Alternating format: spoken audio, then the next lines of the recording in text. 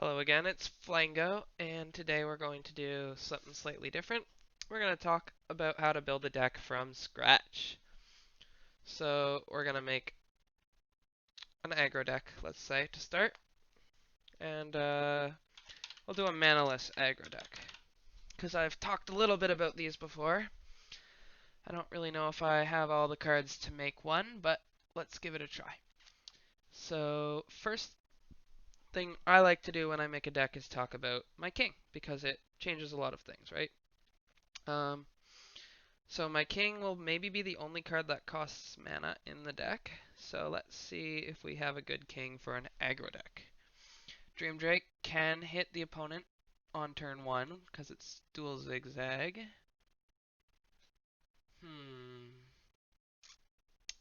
Straight line 4 means that I can move to the opponent, hit them, and or like move to the opponent, place a creature, and hit them. It's okay.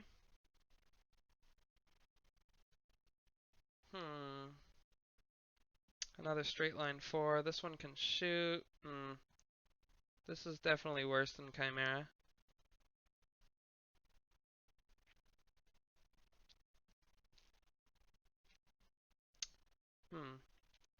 So picking a king is really the hardest part often. You can't sort by move, which would be kind of nice, but what can you do? Alright, so none of them.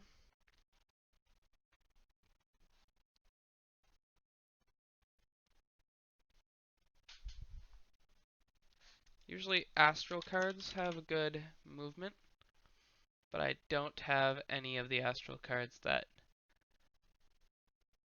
move very far. Okay, so I think we will go with Dream Drake, because Dream Drake can become a straight line. It doesn't need to dual zigzag, and that can just hit the opponent, right? Cool. So we've made our king. Our idea is we're going to become straight line, then we're going to hit the opponent. So now we're looking at no cost cards because it's a manaless aggro. And then we're going to pick out some cards, right? So Castle Knight, play another Castle Knight. That's 12 damage for free on one turn. Yeah, let's do it. Alright. Any other cards that are big damage hitting face? 8 damage. Sure. 8's pretty good. Actually, we can just sort by attack here.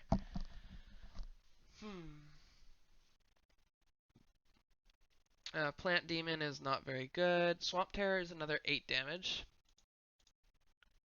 Oh, do I only have one Masked Primal? Okay. We'll work with it. We'll work with it. Crabulus, that's 10 damage. Not even including Oceans. It doesn't follow well. Like in an aggro deck, obviously you need to be able to follow your opponent around, but Dream Drake's kind of doing that. Let's throw in Crabulus, yeah. So in this kind of deck, because we don't really have any bad cards, right? Most of our cards are just doing damage. We do want to add some options for movement. So we've got solid damage now. We've got Crabulus, we've got Masked Primal, we've got Castle Knight, we've got Swamp Terror. These might change, but you'll see that they're all single cards, right? So now we're looking for a card that does something else. Oh, Griffin. Perfect. 10 attack, side jump. That's awesome. Let's see if we can get some more. These cost money. Did I sort by attack? I did. Cool. So nothing does more than 10, right? For free? No. Nothing does more than 10 for free. Alright. Okay, this is 8, but it gives mana, which is neat. Because that can break through, but I don't think we're going to ever want, like, we don't want to put mana cards in this deck, right? Because it's inconsistent and slow. Attack 9. on Scorched. This is another thing that we should consider is we want to have a bonus, like our options in this deck might be bonuses for tiles, right? So if they're a Scorch deck, we want to hit them harder on Scorch. We have nothing that hits harder on Scorch yet, so we can throw it in. Does a lot of damage. 7 diagonal. We don't have, like, this card is great for chasing and sniping, like, that's awesome. Any other cards that we want? Any cool movements? 4 attack diagonal. Revive all. We don't have that much space left, so I'm going to consider it, but maybe not do it yet. Another revive all, this time 4 attack, move by type. Move by type doesn't let you attack, so we're not going to do that one. Uh-huh. Oh, that costs, that costs, that costs. Okay, now we're getting into no attack. We can look at these cards by cost, because we might want to throw in a spell. Probably not. Okay, Lava Golem is neat. Is that better than Pyromancer? I think it might be, because the self-damage won't actually matter to us. But that's between Lava Golem and Pyromancer, that's 3 anti-Scorched, which is good because Volcano has a lot of health, right? So you want to do a lot of damage to Scorched. We're still not looking at a lot of good movement. We have Diagonal, we have Single, so I might throw in Parasitic Wasp. It has 7 attack. It's a good chasey kind of side jump card. Okay. And I think at this point we're looking at the deck. Cerberus attack 8 bonus Scorched. We don't care about the extra health. Health is good, it's sticky, but we just want damage. Okay, and now we might want some sort of nuke just to finish it off. So Shockwave, 12 damage finisher, that's not bad. I think we could do better. So I think if we're going first, it doesn't matter. I think we just win if we're going first, right? We have enough chase and damage and stuff that they can't stop. But what we do kind of want to consider, and this was my very first tip. Oh, Wraithblade, Wraithblade. Is that good? 6 damage. Nah, 6 damage isn't enough. So what we do kind of want to consider is how can we win going second? And that might come down to us using a what's it called? A card that costs mana, right? So Geomancer, that's 15 attack. That's better than Explosion, right? And if we're going second, we can use that. Explosion itself is actually 20, so that's awesome. 20 damage, 2 face in 1 turn. Spirit Warrior is 13 and it's sticky. I think we're going to use Explosion though because we're going to have a hard time finishing. Yeah, I like that. 10 cost, so technically we can throw in another 5 cost, but we don't need to. Now we just need to pick something to remove, so we've got Anti-Swamp, good card. Attack 7, diagonal though. Side jump. This thing is only 8 attack. It's okay. Everything else does more. 9, 10, 10, 10, 7, but it's a good movement. 7, but it's a good movement. 6, but it doubles. Yeah, so this is looking like a pretty solid aggro deck already. So that's sort of the deck building process. You pick a king, pick some things that go with like your deck, pick an opener. In this case, everything's an opener, right? But sort of play to the strengths of your deck, right? It's nice to, you want to think about having options while also thinking about how those options benefit you, right? Like, we're not going to add Pharaoh's Blessing, even though it makes our Swamp Terror live forever, because we don't really care if it lives, right? If they're attacking our Swamp Terror, they're not attacking our Dream Drake. And our Dream Drake will almost always be able to chase or hit from afar with dual zigzag. And our way of finishing is to dual zigzag past our opponent and or use explosion. We could add Swift. Swift is a neat card because, I mean, it lets someone attack twice. But I don't know when we would rather have Swift over a card like any of these cards, right? When you're adding options, you always want to make sure that your options help. Now, Swift helps, I guess, if we're on Ocean or if we're on Scorched and like we're on like one of our only terrain advantage cards. But it doesn't feel like enough. It's a dud in the early game, which isn't bad, because you can only play one card per turn. It just doesn't feel super strong. Like, maybe it does. Hang on, Swift 10 attack. That's Swift 15 attack. So I mean, alternatives you're looking at probably by the time you're using Swift, you have 6 cards. So you're looking at like an average of 8, 9 attack that you could play. So that Swift is worth 6 extra attack. I think we'll play it like this, but think about adding Swift. Yeah. Okay. So just to prove that it works, that the ideas and concepts that I am teaching are not bad, we're going to play Tower Mode. Now this video is going to be fairly long because of this, but I hope that it's not too much of a problem for you. Okay, so we've made a bit of a mistake here. We do lose our first turn by playing, or by clicking straight line.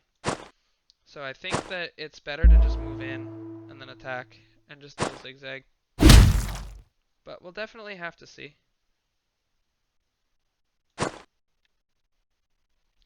I didn't notice. Maybe, I don't know if I have that card, but if I do, I should use it. So this sort of sucks. We have to spend a card to get rid of his blocker, but then we don't actually get into range anyways. But the nice thing about manaless aggro is that it doesn't really matter. Here he is in our face, and now we can do everything that we wanted to do. Swing at his face, and this is 8 damage, this is 10 damage, this is 10 damage, this is not enough, this is 12. Or rather, this is threatening. I think playing this card early is important because if you have another one in your hand, then it doesn't work. Now his deck, the way that it works, is all about killing his own minions to keep himself alive. So this is going to be a tough fight, but I don't think it matters enough. Fabulous 15. We just aggro him down and he has no, like, if he plays like this, he has no board control. So even though we're a deck that doesn't really care about anything, it still matters. So now we're looking to cover more of his options. If we go here with our Dream Drake, we cover this option, this option, this option, this option, this option, and this option. So that's literally everywhere he can go, right? We just need to move the crab out of the way. And now we're threatening to kill him. No matter, like, pretty much no matter where he goes. We'll move this guy in here. Move this guy in here.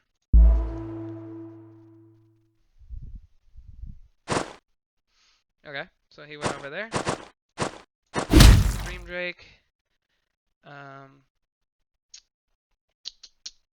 This might have been slightly bad, but I'm covering both of his places again, so not too worried about that one.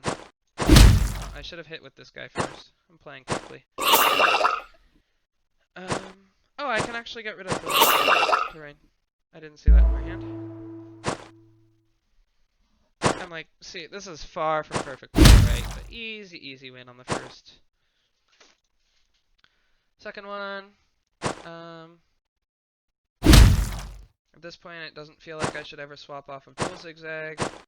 This is a really good card for playing against aggro, so we'll have to see how this goes. I'm gonna swing, and I can hit him from afar. You'll notice I don't want to play my Castle Knights because they're not going to play each other. They only play from deck. But that's not a problem. We don't care about two duds. We're going second, so we get the explosion. And you know, we've just got lots of cards. Don't care. Lots of options. It does kind of suck that you have to click the straight line to do anything with this card. I feel like I should almost just go in and hit him.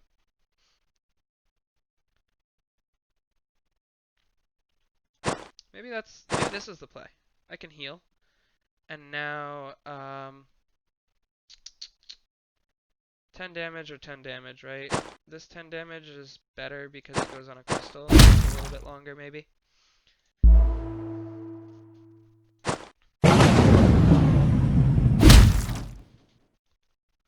Cool. We hit him.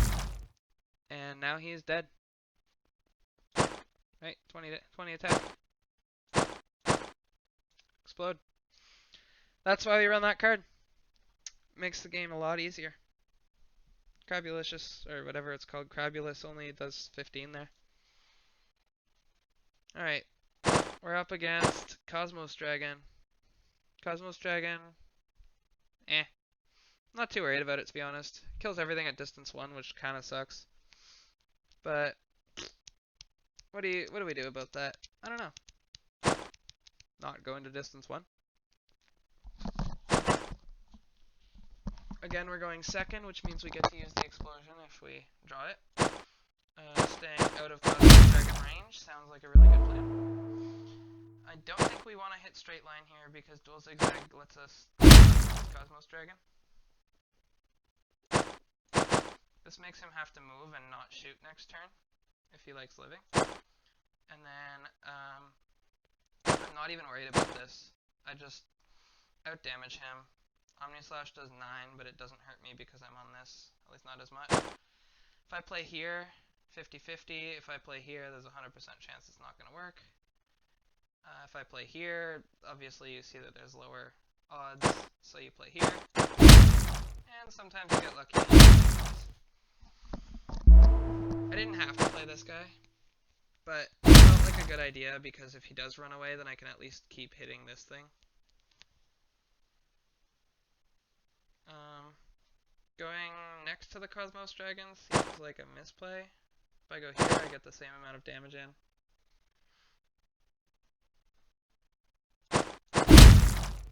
Can back off here. The cards that you play on the board can be used to sort of establish board control and kind of keep yourself in the game. What do we have? This thing doesn't die to Cosmos Dragon. Gives him no targets. That's probably the best play. Although dying to Cosmos Dragon isn't the end of the world. Bonus on Scorched. There's enough Scorched tiles that I'd kind of want to save this card.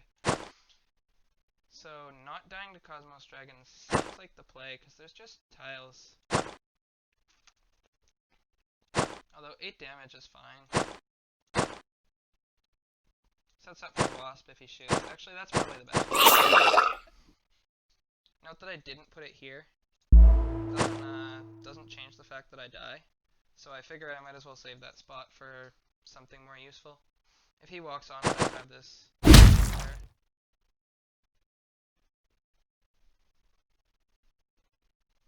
Cool, so we draw her out. We just need to kill him in a turn or two. That's fine. This is 8 damage, this is 10 damage. At this point, 10 damage puts him really close. Like, 9 away. I don't know. Yeah, 10 damage is better, because I can do 10 damage, kill. It's better to play the Crabulous now, though, because it doesn't move as much. And now, his ways that he can run are up towards my units, which I don't care. and into this corner, but as long as I stay on this line, then it doesn't matter. So I'm just trying to get out of danger here. I don't think I win the duel. Come back here, and saving this creature is kind of optional, I think. Manaless control is hard to play. Well, every deck is hard to play, right? Because you're always on a timer. Everyone runs some sort of kill. But I think at this point he's kind of established himself. If I back off, he's gonna just chase in, right? I don't think he can protect himself, so it doesn't really do much for me either way. I think the play doesn't matter. But I think at the end of the day, I'm gonna just to remove some of the safe squares, and then I can move here, threaten to kill it. So I've kind of put it in this situation where it's like, damned if you do, damned if you don't. If it swings, then I mean I lose this, but it also gets hit, and whatever. At the end of the day, it doesn't feel like a big problem either way. I already played, right? Yeah. Alright, so he went right next to me. That's probably the correct play in this situation. He did go for the swing, but I don't think it matters. Staying on Wasteland is good against this deck. I might want to add some Wasteland support because there's enough Wasteland in the game. It feels correct to play something slow because if for some reason I can't play the Explosion, then I also can't play the Lava Golem, right? But I can always swing with Crystal Avatar or Griffin, keep him in pressure. This is good because it puts him at 19, which is explosion range. Yep. I am worried that he'll run this way, so I have to stay on this line, but he can't kill me if he shoots terrain at me. And it changes to crystal before attack anyways, so if I go here, he can't kill me. I'm on both of the lines that he can escape on. Explosion is imminent. Should be a pretty one. The only things I'm worried about is these. Just keep hitting him.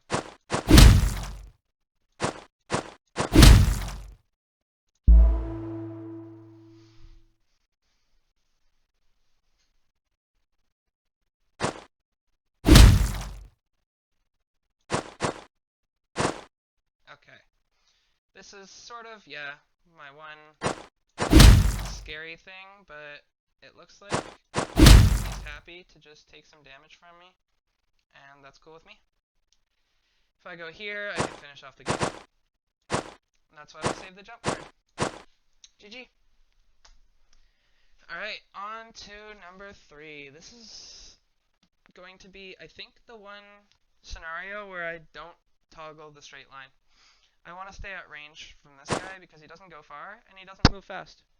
So, just keep hitting him from afar. I mean, kind of sucks that he's on the defensive tile turn 1, but sometimes you can't control what your opponents do. Play this guy here.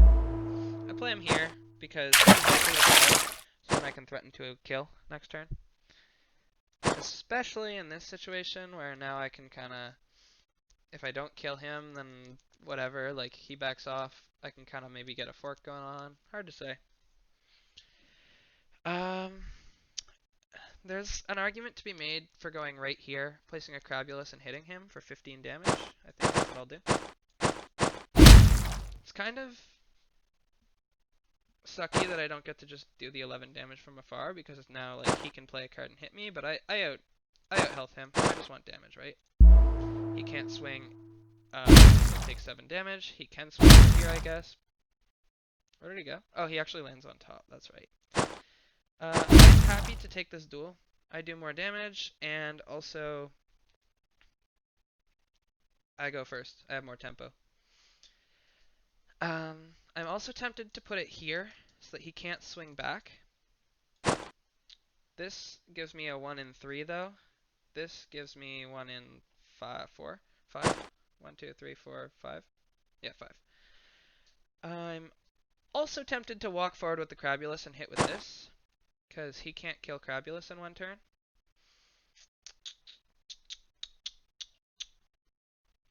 Decisions, decisions. So odds are he's gonna flood next turn. So let's go this way. I think we're okay with giving him mana. He's only on 10 and we just want to kill him. Usually with this deck, the idea is we just want to kill him. So, very close game. But at the end of the day, this deck will not be beat. Let's kill him with this thing. Spawning the creatures is cool. Okay, we're getting close to the end. I think this is the second last deck. This is nice play by him, putting the Nebulous on our face, because now we have to, I mean, obviously it's not that thought out, but now we have to kind of think about killing this. It's a tough choice. You might actually have to break through the Nebulous in this case.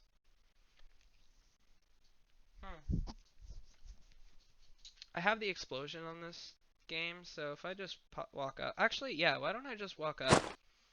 Like, worst case scenario, he plays a Nebulous, but it doesn't do much. In fact, I can walk right here.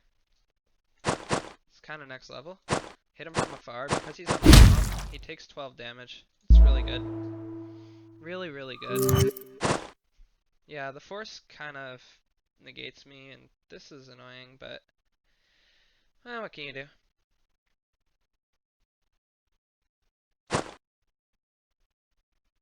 So I'm tempted to do the same thing.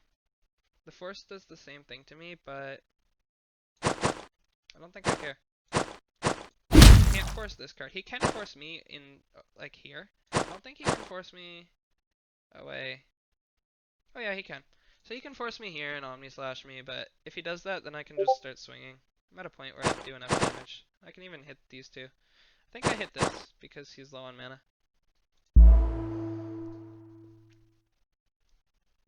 Normally this is like a face deck, but there's times where you don't want to hit the face. Might have put myself in a bad spot. I'm gonna walk over here. He can still force me, which is something I'm a little bit worried about. But I don't know if there's anything I can really do about that. Our options here are what? 10 damage or 6 that dies, or, well, chance of 12 that dies immediately. 9, but we could do better.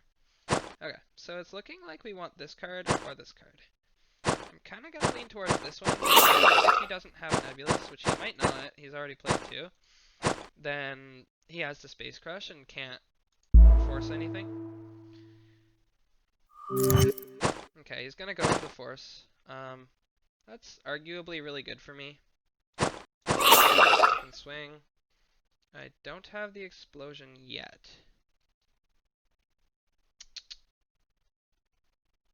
But I'm okay with taking how much damage? 23? Yeah. 23 damage can't really kill me. He has 30 mana. I don't think I'm in danger. And I can always do this. Now if he space crushes, then I get to hit him. If he forces, then I get to hit him. It's kind of damned if you do, damned if you don't. Guys here. Good game. Alright, so that was